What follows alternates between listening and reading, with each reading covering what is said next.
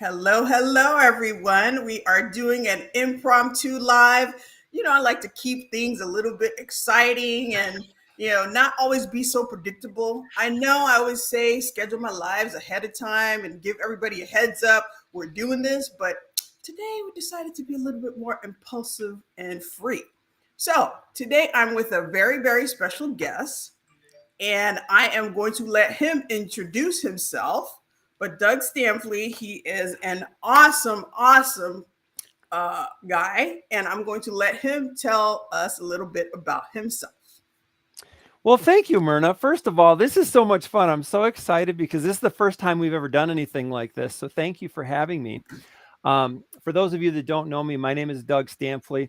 I'm part of the FyreSavvy team. I'm actually our client concierge, and we help agency owners, coaches, consultants, and professional service providers accelerate, grow, and scale their business using a very specific FyreSavvy methodology. And I've gotten the pleasure to know Myrna over, I'd say, the past 6 months or so, and I have learned so much. So I asked her if she would give me an opportunity to allow me to interview her a little bit, because I have some questions that I'd like to ask her. She doesn't really know exactly what's coming, so I'm just going to tell you that I'm not trying to catch her off guard or anything, but these are not like all scripted questions or anything. And so this is going to be interesting to see how she answers my questions. So, Uh-oh, Myrna, I'm scared. don't be scared, Myrna. It's okay.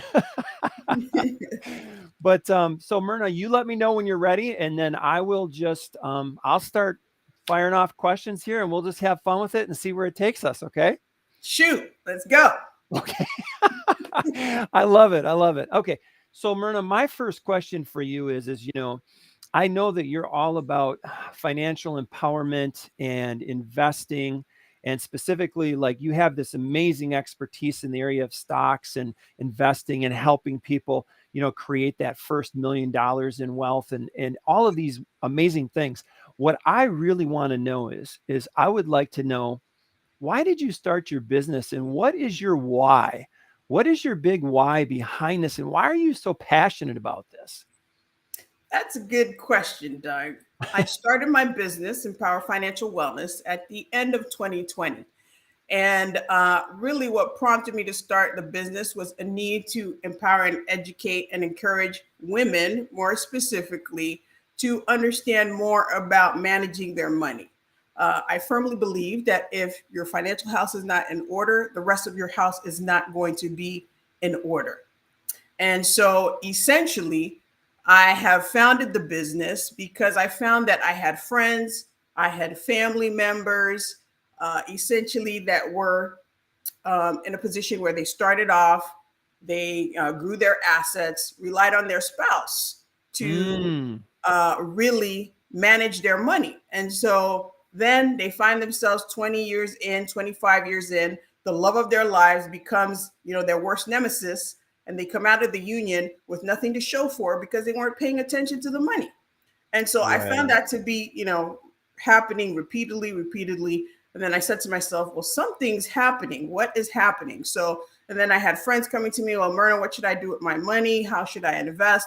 And so I decided, it was my calling to try to really help women understand all the avenues that are available for them to actually build wealth. Wow. And so, okay, I knew that this is going to be really good for me because I knew some aspects of what you do, and I've seen you do it, and I've always been amazed. But you just said something that really resonated for me. A lot of women don't realize that these opportunities exist for them. And I'm hearing, it sounds like you're talking a lot about like mindset. And I'm just curious, like, what are some of the things that you have learned from working with your clients that they oftentimes or maybe sometimes don't realize that you have kind of helped them work through, maybe especially in those early stages as it relates to mindset and what they're actually capable of when it comes to their own financial empowerment? Well, I think mindset is very, very important. And that's one of the first things that I teach, having a positive money mindset and Mhm. really overturning their beliefs when it comes to money and what they can actually achieve. And one of the things that we work on is really taking things in small steps, small increments, because as they realize and hit these mini goals within the context of our programs, they hit the mini goals and they understand, oh, I can actually do that. If it comes to, hey, mini goal number one, finding my own money and freeing up, money in my budget, that could be 100, 200, 500, whatever that amount can be. Then they see, okay, that happens. Then that allows me to save. Then it allows me to invest. So it kind of builds upon each other. And that really helps reaffirm the belief that things can actually happen. I love how you broke that down, because I think sometimes people are automatically thinking, I'm here and ultimately I'd like to be here. And they just don't know, like, what are the steps and what is the path? And I love how you just mentioned, like, breaking it down into like those mini steps and those mini goals and everything. I'm just curious, like, do you have any, I'm just going to say this, like, I'm totally catching you off guard here. So if it takes a minute to think of someone, that's totally fine. But is there any examples of clients that you have worked with, and you don't have to mention their names or anything, but I'm just curious, like, would be an example of like someone that you have worked with who came in with this particular mindset, and then maybe an example of one or two things that helped shift that mindset, and then maybe what they were able to do as a result of that, and through working with you and taking some of those like mini goals and having that approach. Okay. So one of the things that I do, or what I do, to let me spell it out for those of you who may not know me, is that I am a financial wellness coach and I'm a wealth strategist. And I work with powerhouse women executives to turn their amazing income into their first million in net worth, even if they're new to investing in the stock market or they're not financial pros. So that being said, one of the key things and key services that I provide is laying the foundation for getting to $1 million in net worth. And so the example that I want to trace here is an example of a client who came in. She knew she made pretty darn good money. And most of my clients tend to be the powerhouse women that know they're making money, that have accomplished all the accolades, that have the letters before their name, the letters after their name, but they essentially need help with their money. So she came in saying, here, Myrna, I really don't know what I'm doing. And this was like on a January 1st. And I was thinking to myself, why did I leave my client appointment book open on a January 1st? But that was probably the best thing ever that I could have done for my client, because she was ready to go at the beginning of the year. And she had the mindset of, I didn't understand what I was doing. I didn't know what I was doing with my money, but I want to learn. And it was going through different steps that we were able to help her get to the point where she believed, because not only did she come from the standpoint of not knowing anything about investing, not having her budgets together, not really understanding what her retirement plan looked like, to by the end of our 12-week group coaching program, she ended up being able to save close to $1,300 a month. This was new money in her budget. And wow. This is, she was saving, and she was also investing for the very first time. And she also understood what all those numbers meant on that 401k statement, so that she can make adequate decisions when it came to her investments in her 401k. So she is an example. And to boot, I would say that through our work and understanding the power of net worth and increasing your net worth, she was able to see that home ownership was an option for her to increase her net worth. So she actually ended up being a first-time home owner, coming out of my program, bought a house in New York City, of all places. Oh, wow. Yes. So that's a powerful example of when you set your mind to it, when you believe that you can do it and you have the right guidance, what you can actually do and what can happen. And she has set herself up for what I call $1 million foundation, because she has all the pieces in place to get her to that $1 million in net worth. I love the fact that you call it like the $1 million foundation, because I'm guessing there's some things, just like you're building a house, like that foundation has to be solid and stable. I'm just curious, like with some of your clients that you've worked with, what is maybe just one of those pieces of that foundation that maybe they come to you and oftentimes maybe don't fully understand the importance of having in place to help set up all of those next steps? I would definitely say investing in the stock market. A lot of my Oh, clients come to me and they say, oh, well, it's too complicated. I'm afraid I'm going to lose my money. I need to be one of those Uber analysts poring over the balance sheets and income statements in order to understand what I need to invest in. And so they come with all this baggage and myths, really, when it comes to investing in the stock market. When they go through the program, they understand, one, what it takes to invest, that there are multiple ways to invest in the stock market. And that's what I tell my clients and what I show my clients is that there are multiple ways to invest in the stock market, and slow and steady wins the race, because the key to success and to building that wealth and to take yourself from to 5x your money is to invest with consistency, month after month after month. And over time, you then get the rates of returns that, make a difference when it comes to your wealth profile. I can honestly say that. And so investing is a key component to helping you grow your net worth, because instead of saving, if you're saving, let's say you go from not saving to saving, but investing gets you up here as far mm. as your wealth is concerned. So there are different levels. That just resonated for me because, saving, I get that, but then you're talking investing and it's almost like, okay, this is how we accelerate growth. This is how we accelerate growing wealth. Right. Um, so this is just me being vulnerable here. You just shared something, and I'm just going to flat out ask you, when it comes to investing in stocks, this is what goes off in my head, and this is going to tell everybody how much I don't know about this, but immediately this concept of risk, all these risk things start flashing in my brain and everything. And I'm just wondering, for those folks who may think, oh, I would never like invest in stocks, it's just too risky, and they've kind of heard some of those myths. Can you help us understand, like, what are some of the degrees of risk? I mean, is it possible to invest in stocks in a very low risk situation, or is it always a ton of risk involved with stocks? And what are some of those myths to go with that, connection between risk when you're dealing with investing in stocks?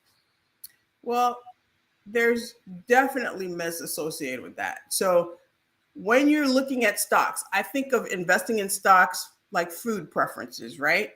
Some people, they like seafood, some people like pasta, some people, are vegetarians. So there's different choices, but everybody's eating, right? But you have Yeah. different choices.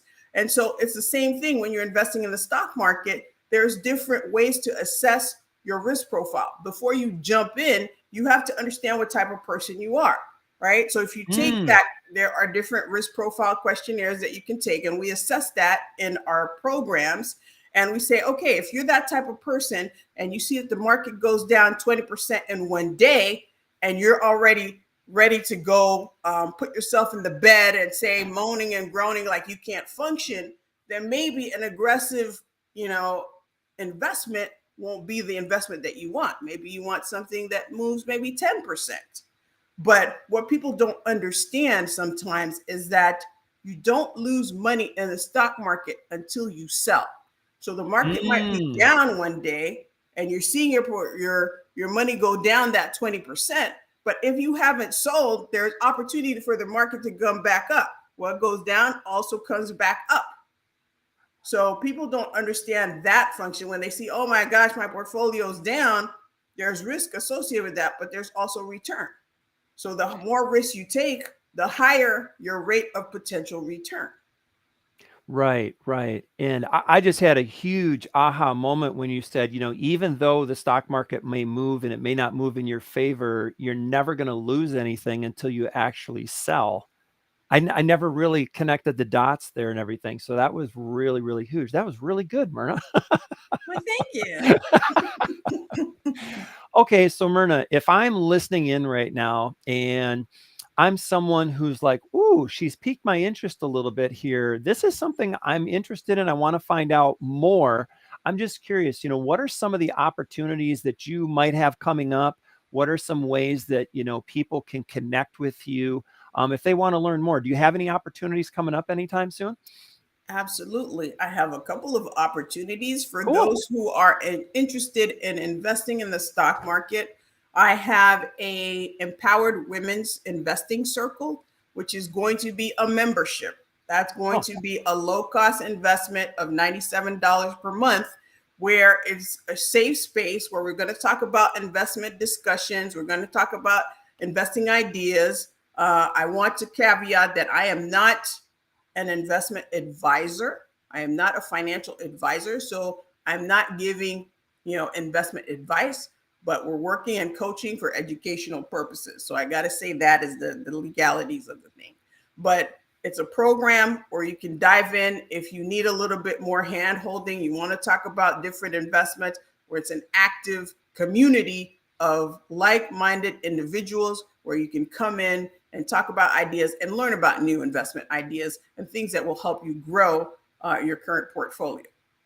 I also have more of an investment group coaching program that's going to be launched towards the end of September. And that's a group coaching program designed for, the beginner or the person who knows nothing about investing to the person who's, dabbled a little bit in investing. We're going to go through the basics. It's more what I call my investing 101 and unleash your inner investor program.